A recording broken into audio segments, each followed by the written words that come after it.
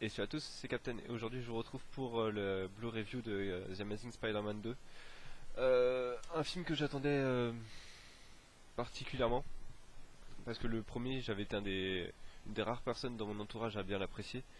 Donc j'attendais impatiemment celui-là, j'avais pas été le voir au cinéma parce que je sais même pas pourquoi en fait. Je sais pas en fait, et je voulais surtout attendre la version Blu-ray en 3D pour me prononcer sur ce film. Euh, de manière générale, j'étais extrêmement déçu de ce film. Euh, je vais expliquer pourquoi dans cette review, mais il y a à mon avis le potentiel vraiment limite de la franchise rebootée, donc du coup la franchise Amazing Spider-Man, vient d'être massacrée par ce film. Et je trouve ça un peu dommage, d'autant plus que c'est le même réalisateur que le premier, qui avait su justement poser cette franchise de manière assez convaincante selon moi.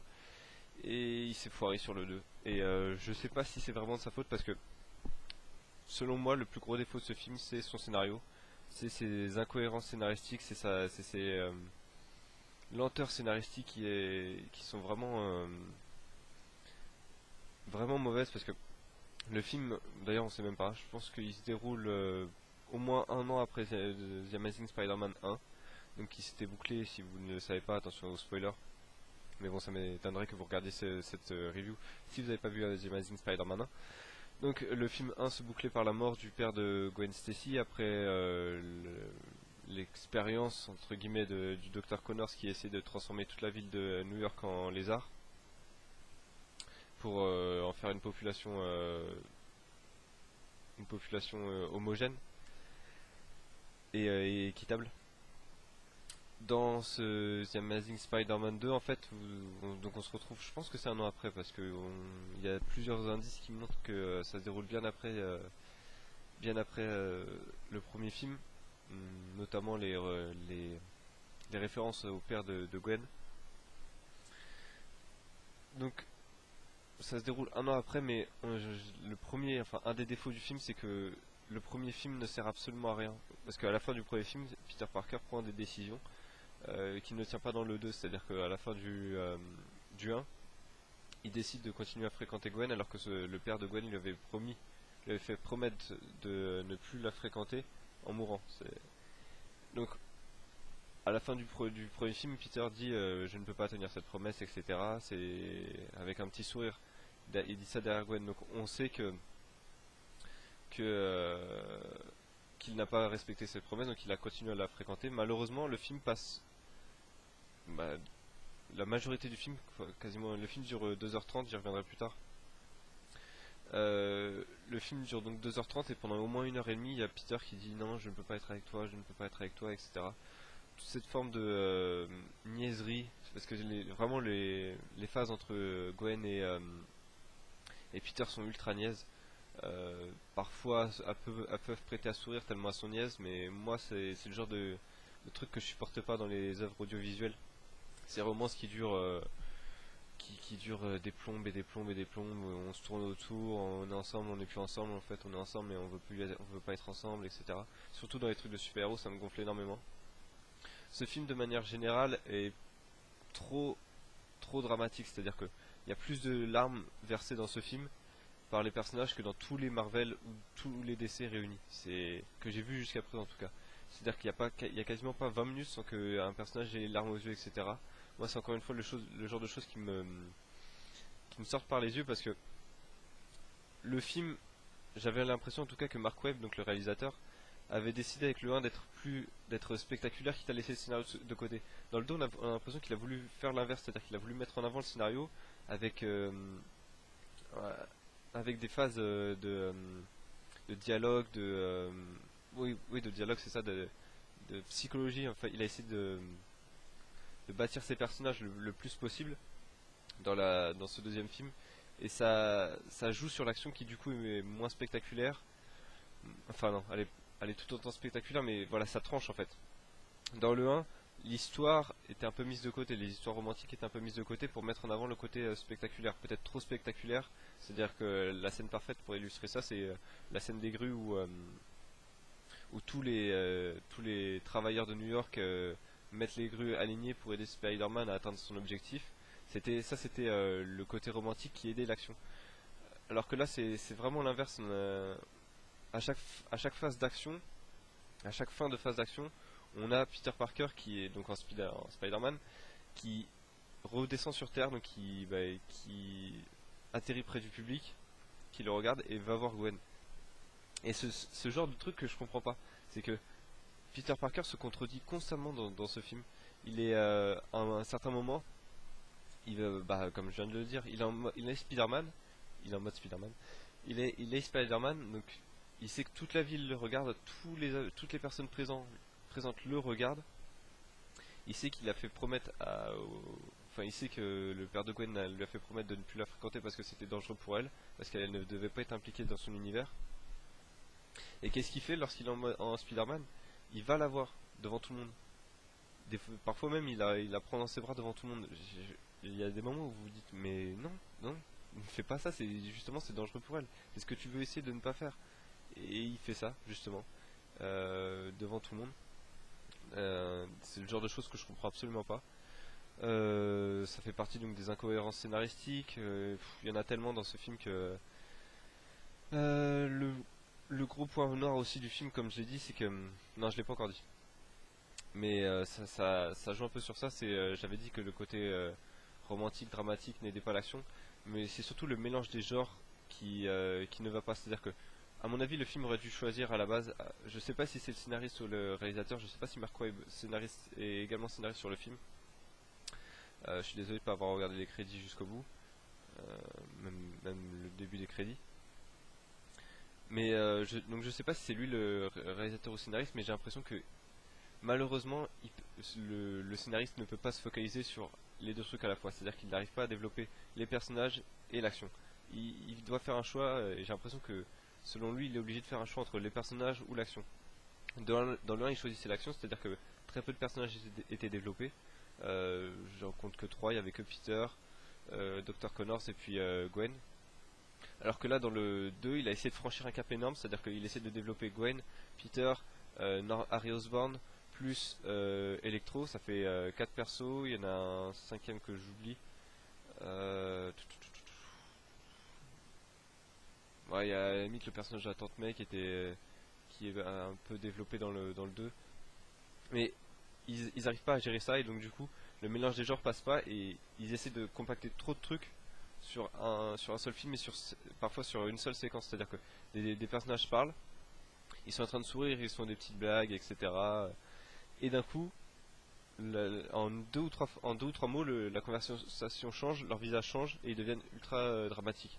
Et là, moi, en tout cas, ça m'a brisé dans l'immersion de cette scène parce que vous commencez à sourire et puis là, il y a des personnages qui disent, mais je vais bientôt mourir. Je fais, oula, qu'est-ce qui se passe? Limite, faut faire pause et revenir en arrière. J'ai loupé des scènes et en fait, non, non, vous avez pas loupé des scènes, c'est juste que le- le- les scènes se mélangent constamment, le mélange des genres ne fonctionne pas dans le film. Et je pense que c'est à la limite plus un défaut du réalisateur que du scénariste, c'est-à-dire que le réalisateur a voulu faire des plans trop longs lorsqu'il y a une discussion entre deux personnages, notamment en fait, ce qui arrive toujours dans ces scènes trop longues, dans ces plans trop longs, c'est que les acteurs commencent à improviser. À mon avis, je sais pas du tout comment ça s'est passé, c'est juste une hypothèse et c'est comme ça que je l'ai ressenti en voyant ce film. Mais j'ai vraiment eu l'impression que les, le réalisateur leur a dit avant la scène, bon, vous avez vous avez ça comme dialogue à faire, vous me faites ça, vous faites ce que je vous commencez à tel endroit, après vous faites ce que vous voulez. J'ai vraiment l'impression qu'il a laissé trop de liberté aux acteurs et ça empathie parce que Andrew Garfield notamment, donc l'acteur qui joue Peter Parker et Spider-Man, dans les dialogues où il y a des discussions importantes, que ce soit avec Harry ou avec Gwen, on sait pas trop pourquoi d'un coup on a l'impression qu'il sort du personnage de Peter Parker, il fait un peu son one man show. Il y a une scène notamment avec Harry où ils sont au bord du fleuve et ils sont en train de parler, et ils sont derrière des barrières et on sait pas trop pourquoi d'un coup il y a Peter Parker qui passe au-delà de la barrière et juste pour continuer à parler, voilà, comme ça. C'est une scène enfin, je comprends pas cette scène-là. Elle aurait été tellement plus logique de faire il aurait été tellement plus logique de couper la scène en plusieurs morceaux, là, au moins la couper en deux fois, donc une fois où on les voit de profil comme c'est le cas lors de la scène, et une autre fois où on les voit de face, où du coup on les voit regarder le fleuve, mais sans qu'on sans qu'on ait sans qu'ils aient besoin d'être placés face à celui-ci. C'est-à-dire que je sais pas, les acteurs improvisent beaucoup trop. Déjà, l'acteur qui joue Harry, j'ai trouvé, était vraiment mauvais. Euh, il arrive vraiment pas à créer de l'antipathie ou de la pitié pour lui ou quoi que ce soit. Il est juste présent quoi. Il arrive pas à focaliser quoi que n'importe quelle sensation sur lui. En tout cas, moi j'ai trouvé. Et ouais, donc de manière générale, les deux plus gros défauts de ce film, c'est le mélange des genres et l'improvisation des acteurs. Euh, Il y a tellement de choses également à citer. Dans les points négatifs, là je suis en train de regarder ma fiche. J'ai quasiment que des points négatifs et j'ai quasiment pas de points positifs. Donc ce que je vais faire, c'est que je vais dire les points positifs tout de suite. La bande son est géniale. La bande son est parfaite. C'est Hans Zimmer qui l'a écrite avec 5 autres personnes, je crois, donc ils se sont fait appeler j'arrive pas à le dire, les 6 magnifiques en gros, pour contrecarrer avec les Sinister Six, qui sont les 6 grands ennemis de Spider-Man. Donc ça, j'ai trouvé que c'était sympa. La bande son est vraiment top. Les thèmes sont vraiment géniaux. Le thème d'Electro en particulier. Et surtout, il est mis en avant par ces phrases qui sont en arrière-plan sonore. C'est-à-dire que il y a des chuchotements en arrière-plan sonore lorsque Electro commence à devenir Electro, commence à devenir méchant. Et donc ces phrases chuchotées font monter vraiment la tension de la scène, euh, ce qui est de la mise en scène, parce que la mise en scène n'aidait pas forcément cette tension, surtout les dialogues entre Spider-Man et Electro qui sont assez ridicules. Et heureusement que la bande son est là pour élever le niveau de cette scène du point de vue de la tension. Euh, En parlant de cette bande son, il y a plusieurs moments où là c'est un point de vue, enfin c'est une opération du réalisateur que j'ai adoré. Il y a une ou deux fois dans le film, mais ce qui m'a le plus marqué, c'est la scène de fin où lors du combat final, où le réalisateur joue avec la bande son du film. C'est-à-dire que euh, attention, c'est un spoiler, mais bon, vous avez dû le voir dans la bande annonce. Vous avez cette scène où Electro et Spider-Man se battent dans une centrale électrique. En fait, la centrale électrique est faite de sortes de turbines ou d'énormes tuyaux, d'énormes cheminées qui sortent du sol. Et donc Electro s'amuse à balancer Spider-Man sur ces cheminées, tout en balançant également ses pouvoirs électriques sur ces trucs. Donc ça fait du coup, ça entre en résonance avec la musique. Et ça fait justement la musique dans l'image. Et ça, j'ai trouvé que c'était vraiment génial comme parti pris réalistique. Je sais pas si ça se dit, mais c'est pas grave. Et c'est une des choses qui m'a vraiment le plus marqué dans ce film, la bande sonore et le fait qu'ils arrivent à jouer avec cette bande sonore. Il y a également un moment où Peter Parker écoute une chanson dans ses écouteurs, la musique du coup commence est assez basse, comme si vous l'écoutiez vraiment dans vos écouteurs. Et elle augmente petit à petit jusqu'à devenir la musique sonore, quoi, la musique qui accompagne le truc. L'autre point positif du film, en gros, les seuls points positifs du film, c'est son aspect sonoristique. Je sais pas encore une fois si ça se dit, mais c'est pas grave, j'invente des mots aujourd'hui. Et l'aspect graphique, notamment les effets spéciaux qui sont ultra spectaculaires, vraiment ultra bien réalisés. Euh, Techniquement, c'est du jamais vu. Personnellement, j'ai jamais vu des effets spéciaux aussi bien réalisés, aussi bien faits. Et c'était vraiment cool. C'est vraiment l'effet qui vous en met. C'est des trucs qui vous en foutent plein la vue quoi. Les couleurs sont flashy, les mouvements sont détaillés au possible. Tout bouge de partout, etc. C'est vraiment pour dire, vous avez vu comment ça coûte cher, vous avez vu comment c'est bien fait, etc. Oui, c'est bien fait. Et c'est même très très bien fait. La 3D est pas mauvaise. La 3D du film est pas mauvaise, elle est pas exceptionnelle parce qu'il y a certains moments de flou qui sont un peu dommages, qui cassent un peu le truc, mais c'est le problème avec cette 3D, c'est encore une fois que le film a énormément de moments où il se passe rien. Donc du coup la 3D ça sert à rien. Je veux dire, les scènes de discussion entre Gwen et Peter ou entre Harry et Peter, qui sont en 3D ou pas, on s'en fout. Et le problème c'est que justement quand elles sont en 3D, on a l'impression elles sortent un peu par les yeux quoi. Ces scènes parce qu'elles sont floues, je sais pas, elles ont peut-être été tournées différemment, je sais pas trop comment ça s'est passé, mais elles sont pas vraiment pas pas bien, mais la 3D en général est plutôt bonne. Les scènes d'action profitent vraiment d'effets 3D super sympas.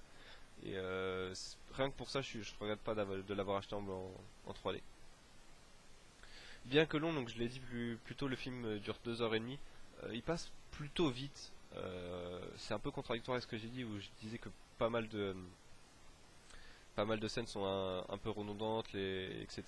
Mais la première demi-heure du film, par exemple, je l'ai pas vu passer la première fois que je l'ai vu. Je me suis dit, waouh, il y a déjà une demi-heure qui sont passées, mais ça va vraiment être cool si le film parvient à tenir ce rythme-là. Malheureusement, non, le film ne tient pas ce rythme-là. C'est-à-dire qu'on a, dans le film, il y a quasiment 1h30 où c'est que des scènes romantiques qui se suivent pas, mais il y a quoi? En gros, le ratio, je pense que c'est 50 minutes de scènes romantiques où il se passe quasiment rien, contre 5 minutes de scènes d'action. Le combat final est assez décevant. Je m'attendais à mieux, c'est-à-dire que Peter Parker, enfin Spider-Man contre Electro, il n'y a pas de coups qui pètent, etc. Et c'est plus des destructions d'environnements qui pètent et l'interaction avec ces environnements plutôt que des coups, plutôt qu'une chorégraphie des combats qui, je trouve, était plutôt mauvaise. En tout cas, sans être mauvaise, était plutôt inexistante. Euh, je vais décider de placer le gros moment spoiler maintenant. Donc, si vous regardez cette vidéo, enfin, si vous regardez cette vidéo et que vous n'avez pas encore vu ce film, arrêtez-vous maintenant. Et parce que c'est le grand moment spoiler. Donc, à la fin du film, Gwen Stacy meurt, bien comme dans les comics. C'est une mort qui est plutôt surprenante, donc elle est plutôt bien vue, même si je trouvais qu'elle était assez téléphonée dès le début du film. C'est-à-dire que à partir du moment où le film passe une heure voire 1h30 sur la relation entre Peter et Gwen, on sait qu'il va se passer quelque chose à la fin. Il va se passer quelque chose de gros et de mauvais pour un des deux personnages. Donc c'était plutôt téléphoné, surtout si on suit les comics, on savait que ça allait arriver. Mais bon, elle est plutôt surprenante, elle est assez bien réalisée, j'ai trouvé, voire même très bien réalisée, mais, euh, mais elle est un peu téléphonée. C'est ça qui est un peu dommage, mais bon, c'est un élément surprenant dans un film qui ne l'est pas, donc tant mieux. La fin du film, tant qu'on est dans les spoilers, est vraiment, elle est, elle est traînée, c'est-à-dire qu'après la mort de Gwen, euh, elle dure trop longtemps, elle dure beaucoup trop longtemps, elle dure, je sais pas, il se passe bien 20 minutes qui ne servent à rien après ce qui s'est passé. Et elle est abrupte, il se passe un truc, c'est-à-dire quelqu'un arrive, donc on se dit, ah, le film est reparti, à la limite c'est pas grave, c'est plutôt cool, on va découvrir des choses. Et non, la fin, et le film se finit comme ça sur un flash. Et c'est extrêmement comment dire, euh, ça trouble énormément la première fois qu'on voit le film. Et je trouvais pas mes mots. Ça trouble énormément la première fois qu'on voit le film. Quand j'ai vu le film la première fois, j'étais tout content qu'une scène d'action revienne, et puis là, le film s'arrête sur ça. Il y a les crédits qui arrivent, je fais, ouh là là, non, non, non, je pensais que ça allait rattraper le film, et bien non. Euh, il y a, le film tombe dans le cliché habituel il y a un affrontement final. Vu qu'on peut pas passer tout notre temps sur cet affrontement, on va mettre des personnages humains à côté dont on a strictement rien à foutre. C'est-à-dire qu'on voit la tante May dans un hôpital, on voit également deux avions qui sont à deux doigts de se percuter. Ça n'a pas tellement d'intérêt parce qu'on sait très bien qu'ils vont pas se percuter. Le film est beaucoup trop gentil, beaucoup trop propre pour voir ce genre de choses, pour voir que les avions vont se percuter, pour voir que les gens meurent, s'étouffent à cause d'insuffisance respiratoire parce que tous les appareils sont tombés en panne. Le film est beaucoup trop propre, on sait que ça arrivera pas. De manière générale, je suis pas sûr qu'il y ait une seule goutte de sang dans ce film. Euh, je sais bien que c'est un film de super-héros qui vise un public très jeune, d'ailleurs la fin le souligne. Mais je sais pas, les Spider-Man de Sam Raimi arrivaient quand même à montrer plus de sang, plus de morts, peut-être plus de. Arriver à montrer des choses, voilà, qui dépassaient le simple cadre de la blessure. Il y avait la mort de Norman Osborn, il y avait même Harry, quand Harry se prend la bombe que Peter lui lance dans Spider-Man 3, ça sautait aux yeux, quoi. Alors que là dans le film il y a vraiment pas ça, il y a une scène de torture entre guillemets, c'est-à-dire qu'il y a un docteur qui torture Electro pour savoir ce qu'il lui vaut, mais cette scène est plus drôle, voire même... Ah non elle est pas drôle, elle est ratée en fait, c'est-à-dire que on comprend pas pourquoi, à quoi sert cette scène, c'est-à-dire que le docteur dit qu'il va étudier Electro et en fait même pas 10 secondes plus tard il dit je vais vous tuer, je vais, enfin, non il dit pas je vais les tuer mais en gros il s'amuse à le torturer sans l'étudier. J'ai pas compris l'intérêt de cette scène, elle était pas spécialement drôle non plus, pas spécialement filmée, elle apporte quasiment rien à l'histoire, si ce n'est qu'on apprend le motif de la haine de Electro, et encore on le connaissait depuis 10 minutes dans le film donc. Un autre point très négatif du film, enfin non là je vais entrer dans deux autres points et puis je pense qu'après je vais arrêter le massacre. Le film n'a le, le film a un méchant donc c'est Electro et ce méchant n'a aucun but, comment dire, aucun but d'un méchant de film de super-héros. C'est-à-dire que dans les films de super-héros, il y a toujours le méchant a toujours le but de tout détruire, de détruire soit un pays, soit le monde entier. Et pour ça que le héros doit se surpasser pour arrêter ça, parce que ça ne concerne pas que lui, ça concerne toute une ville. Là, dans ce film, le seul but de Electro, c'est de se venger de Spider-Man, pour une raison qui est plutôt mauvaise, mais bon, peu importe à la limite. Mais son seul but, c'est de se venger de Spider-Man. Il menace à aucun moment la ville, c'est-à-dire que tout ce qu'il veut, lui, c'est plonger la ville dans le noir pour que Spider-Man arrive pour pouvoir le battre. Il veut absolument pas faire péter la ville pour que Spider-Man se pointe et du coup le mettre à terre parce que Spider-Man a échoué dans sa mission. À aucun moment la ville est menacée dans Spider-Man, de The Amazing Spider-Man 2. Et du coup, à quoi, à quoi ça sert de faire un film de super-héros si la ville n'est pas, si la ville n'est pas mise en danger? C'est complètement illogique. Dans Spider-Man premier du nom réalisé par Sam Raimi, le bouffon vert, même si je crois qu'il en avait après Spider-Man, c'était une menace pour la ville. Electro n'est pas forcément une menace pour la ville, il est juste une menace pour Spider-Man. Et ça j'ai trouvé que c'était vraiment dommage et je pense qu'ils auraient dû ils auraient dû mettre le doigt sur autre chose, sur les buts d'Electro devraient être plus méchants, plus destructeurs, plus chaotiques que et dépasser le simple cadre de la vengeance personnelle. Du coup, ce qui arrive, c'est que Spider-Man n'a aucune menace, enfin New York n'a aucune menace, donc du coup Spider-Man n'a rien à résoudre, donc du coup, qu'est-ce qui se passe? Le film résout uniquement ses problèmes personnels. C'est de là, à mon avis, que tout part, que le problème part, c'est que Spider-Man n'a rien à régler dans ce film à part ses problèmes personnels. Il n'a pas à mener une sorte d'enquête, il n'a pas à découvrir certaines choses qui lui permettrait de combattre Electro, même si on apprend que enfin tous les films, c'est même dans la c'est même dans la pensée commune, c'est-à-dire que on sait tous que Peter Parker est un génie, mais il pense pas à un moyen évident de battre Electro. C'est un moyen que apparemment il aurait pu apprendre au quatrième. Il n'y pense pas. Ça c'est pas terrible pour un génie qui a passé toute une nuit entière à savoir comment battre Electro. Euh, ouais, donc je disais que Spider-Man du coup n'a pas à se, comment dire, n'a pas à se surpasser, n'a pas à dépasser le cadre de l'humain pour sauver sa ville, puisque sa ville n'est pas en danger. Donc du coup, les seuls trucs qu'il règle, c'est ses problèmes personnels, et du coup, bah, le film passe des heures, oui, c'est même ça, oui, des heures, à régler ses problèmes personnels. On sait pas trop pourquoi après le 1, où on avait compris il essayait plus ou moins il a arrêté de chercher la vérité sur ses parents. Tout d'un coup dans ce deuxième épisode, il reprend sa recherche de ses parents. Il dit pourquoi maintenant, pourquoi comme ça. Juste en regardant la sacoche de son père, il dit oh bah tiens, je vais regarder, ça m'énerve, je trouve pas, je comprends pas ce qu'ils étaient, sans aucune raison comme ça. Et je pense que c'est le plus gros défaut du film en fait. Autant le mélange des genres me dérangeait beaucoup lors des deux premiers visionnages, mais après ce troisième visionnage là, je me rends compte qu'au final, ce film n'a pas de menace. Il y a aucune menace sur la ville, il n'y a aucune menace, il n'y a pas de tension. Il n'y a pas de tension dans ce film. La seule tension, ça touche que deux personnages, c'est Spider-Man et Gwen. C'est tout. Donc du coup, c'est un peu dur de faire un film de super-héros de 2h30 qui tient en haleine si seuls deux personnages sont mis en danger.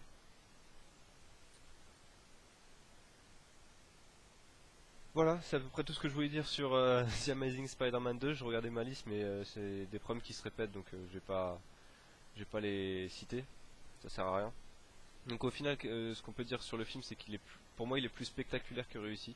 C'est-à-dire que j'ai l'impression que le réalisateur, encore une fois, Mark Webb a dit au début du projet, a dû se dire, bon, le scénario était pas notre point fort dans le 1, on s'est plutôt fait bâcher pour ça.